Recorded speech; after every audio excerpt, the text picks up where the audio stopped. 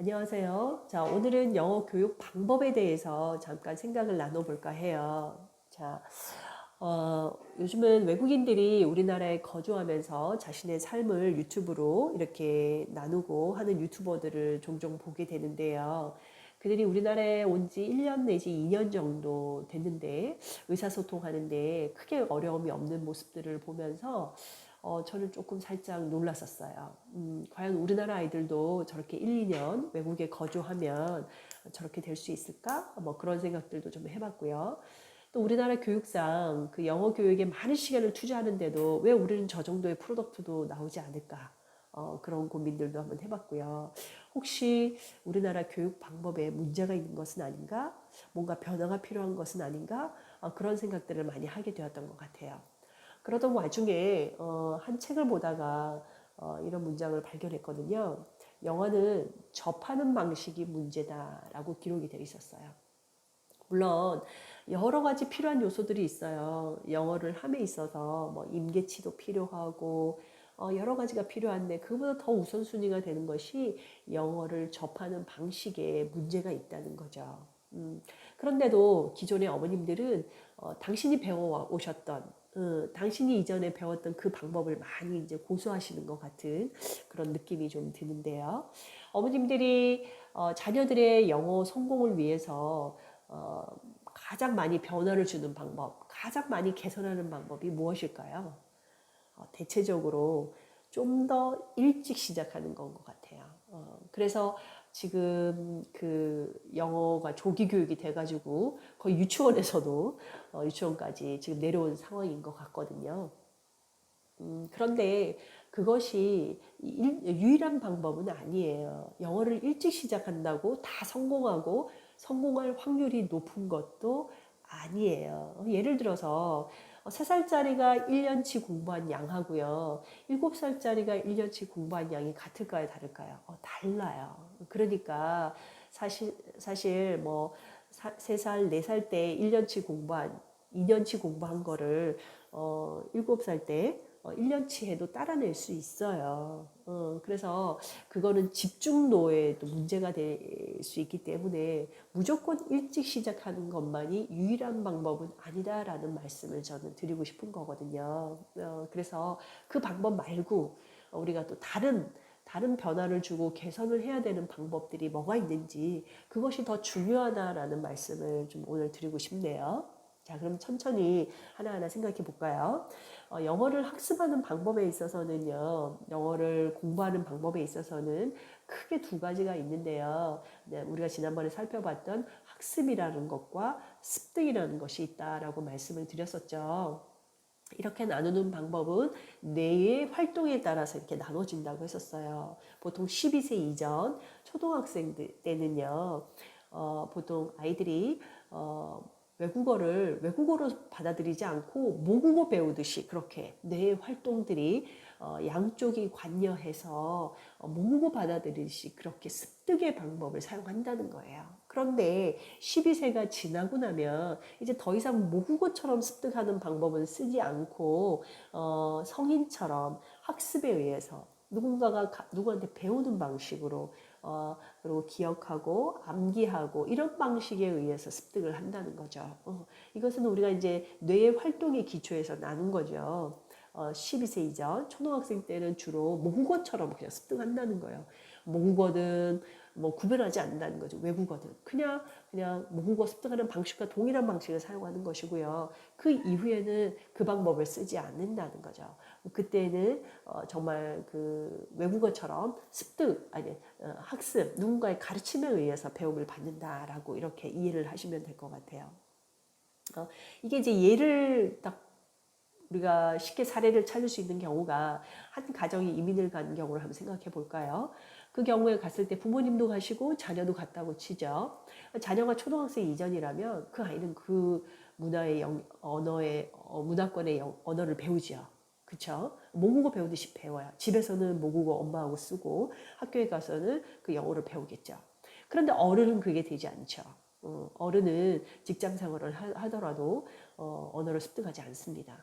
그 왜 그러냐? 환경이 조성돼 있어도 습득하지 않죠. 어른은 학습에 의해서 습득하기 때문입니다. 환경이 조성됐다고 해서 습득하는 방법을 쓰지 않죠. 그러니까 뇌의 활동에 따라서 이거는 나눈 거죠. 그래서 지난번에 말씀드렸듯이 12세 이전에서는 아이들이 습득의 방법을 쓰기 때문에 모국어처럼 습득하기 때문에 외국어를 영어를 어른처럼 학습하라고 강요해서는 안 된다. 아이가 있는 고유의 능력을 무시하고 도구가 있는데 도구를 쓰지 말고 일을 하라는 것과 같다. 그런 말씀을 드렸었죠. 그래서 학습이 아니라 뭐 타임이 누가 가르쳐주고 그다음에 테스트하고 암기하는 방법보다 스스로 자생적으로 스스로 이렇게 프로세싱 해가면서 배울 수 있는 환경을 조성하는 것이 더 중요하다라는 그런 말씀을 한번 드린 적이 있어요. 여기서 뒷받침하는 것도 그 크라산의 읽기 혁명에도 보면 언어는 학습으로 이루어질 수 없다라는 말이 나와요. 저는 여기에 공감을 많이 하는 편이거든요. 제가 이렇게 설명해 줘도요. 만약에 예를 들어서 전치사 at을 설명한다. 그러면 이 at이 뭐 시간이나 장소나 다 쓰여요. 벌써 이렇게 말하면 이제 머리가 복잡하시죠. 그리고 at은 어떤 장소는 저 국부적인 곳에 쓰고 시간을 나타내는 어떤 찰나, 어떤 moment에 쓴다. 뭐 이렇게 설명하면 벌써 잘 알아들으시겠나요? 잘 못 알아들으시죠? 이렇다는 거죠. 언어는 굉장히 복잡하고 그렇기 때문에 설명으로 되지 않아요. 그럼 어떻게 배워야 돼요? 그런 사례를 여러 번 익히면 돼요. 뭐 at the park, at the moment, at noon. 참 특이해요. 아침은 in the morning 쓰는데 정오는 at noon, at night 이렇게 쓴다고요. 그걸 어떻게 설명해요? 그런데 그 설명으로 배울 수 없다는 거죠. 그런데 그런 케이스 at이라는 전치사를 at noon, at night, at the park, 뭐 at school 이런 식으로 계속 그 사례들을 많이 쓰면 아이가 그 느낌을 갖게 되고 그렇게 비슷하게 쓴다는 거죠. 우리가 모국어를 그렇게 배웠다는 거죠. 우리가 모국어를 문법 배우듯이 그렇게 배우지 않았다는 거죠. 그냥 문장을 짧은 거, 긴 거 계속 그런 케이스들을 여러 개 쓰면서 그런 사용법을 익혔다는 거죠. 모국어가 그렇게 익혔고 외국어 12세 이전에 초등학생들도 영어를 습득할 때 그런 방식으로 습득을 해야 한다는 거예요. 그래서 지난 시간에 알려드렸듯이 초등학생 때 영어뿐만이 아니라 다른 외국어를 습득하는 것은 학습으로 강요해서는 안 된다. 그렇죠?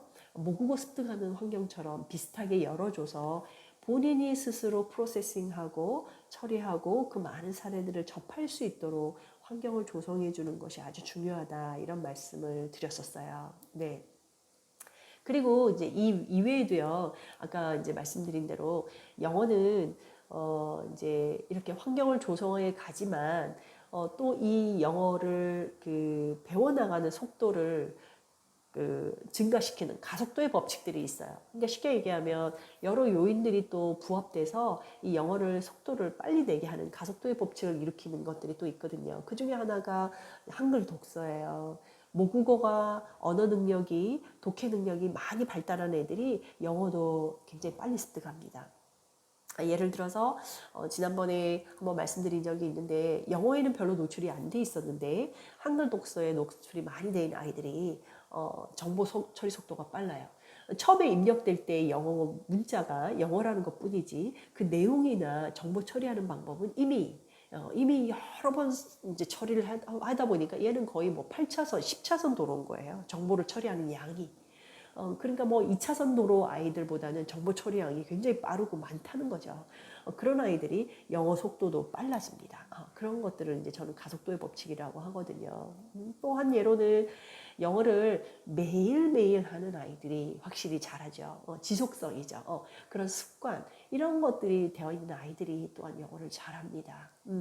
또한요, 영어를 좀 지겨워하는 것보다 책을 좋아하는 아이, 그죠? 그리고 즐거워하는 아이, 재밌어하는 아이가 정서적인 면도 관련이 되어 있죠.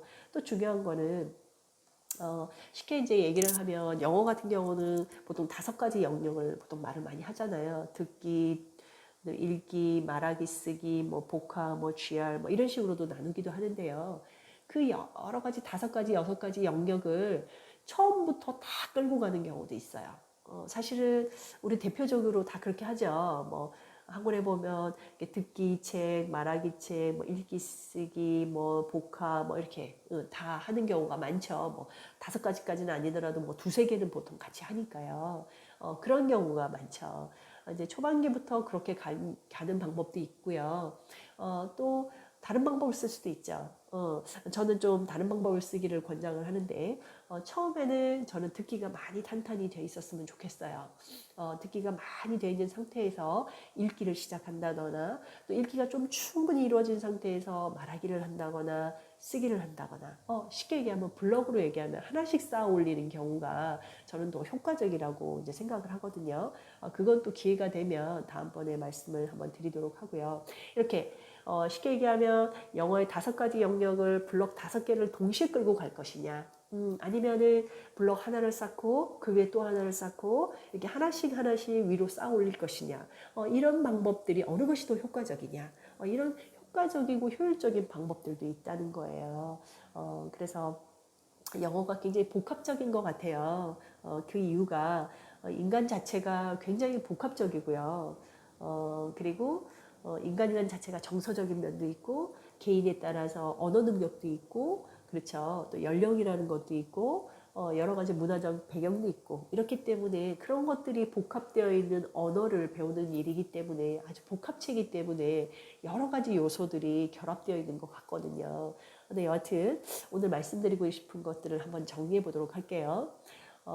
외국 애들이 우리나라 언어를 쉽게 습득하는 것들을 볼 때 우리도 분명히 우리의 방법에 한계가 있음을 알고 좀 변화를 줄 필요가 있을 것 같다. 그 변화의 첫 번째는 일찍 시작하는 것만이 유일한 길은 아니다라는 말씀을 드리고 싶어요. 오히려 그것이 충분히 부정적이다라는 거는 이미 증명이 된 것 같아요. 제가 생각에는 아이들이 좀 이렇게 진료하는 경우도 좀 많이 보게 되는 것 같고요.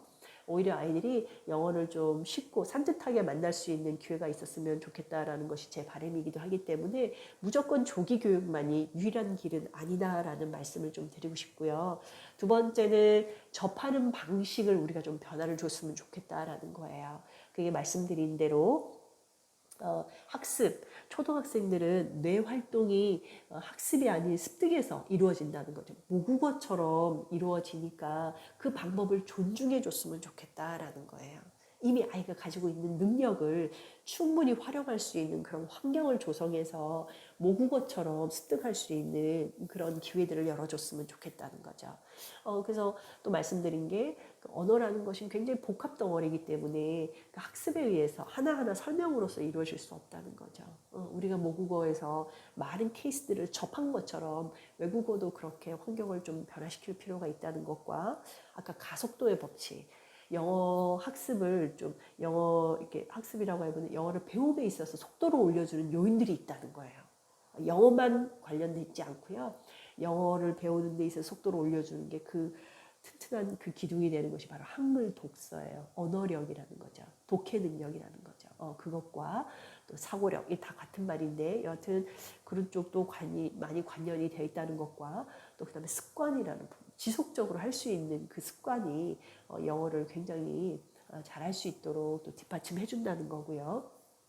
또한 공부 방식에서도 또 약간 차이가 있을 수도 있고 또 정서적인 면 아이가 즐겁게 재미있게 뭔가 하는 것도 아이가 영어를 지속적으로 효율적으로 공부할 수 있는데 분명한 요인이 있다는 거예요. 그래서 저는 이렇게 여러 가지 방법들 여러 가지 요소들이 관여하고 있는데 우리가 하나의 방법만으로 일찍 시작하고 내가 어머님들이 배웠던 방법만으로 학습의 방법만으로 아이들에게 강요하는 것은 지난 시간에 말씀드렸듯이 아이 나름대로의 그 능력과 도구가 있는데 능력을 사용하지 말라, 도구를 사용하지 말라 하면서 맨손으로 뭔가를 지으라고 하는 것과 똑같은 거예요. 그런 룰을 좀 범하지 않고 아이가 가지고 있는 재능을 마음껏 활용해서 할 수 있도록 그리고 또 이미 뇌가 그렇게 주어져 있는데 모국어처럼 습득할 수 있어서 아이들이 영어를 좀 즐겁고 그리고 성공적으로 습득할 수 있는데 도움이 됐으면 좋겠습니다. 오늘도 함께 해주셔서 고맙습니다. 감사합니다.